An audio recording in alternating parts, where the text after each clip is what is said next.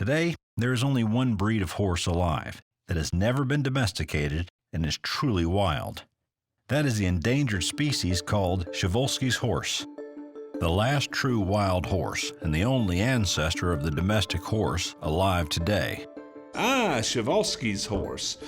These are the last known truly wild horses, as in they're not domesticated.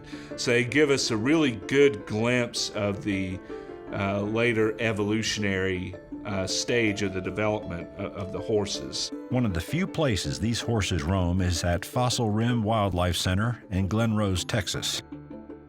Well, Fossil Rim Wildlife Center is a conservation center dedicated to the preservation of endangered and sometimes extinct in the wild species. Well, the Przewalski horse was named after who discovered it.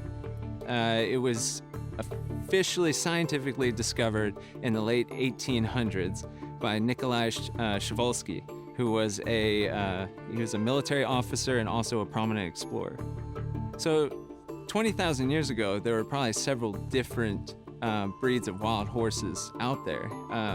People started domesticating all these horses and started selective breeding, and just like dogs today, created many different breeds. The Przewalski horse is still wild because it's never been domesticated and never been trained for riding. Today, many consider the Mustangs that run free as wild, but those are in fact feral horses, since they are descendants of domesticated horses. Well, North America does not have any endemic horse species. All the horses that are here now came from explorers. So even though they have lived in the wild for a very long time, their ancestry goes back to domesticated horses that were either released or were lost and then started breeding on their own. The Przewalski horse is also known as Taki by the indigenous people of Mongolia. And Taki translates more or less to spirit or spiritual.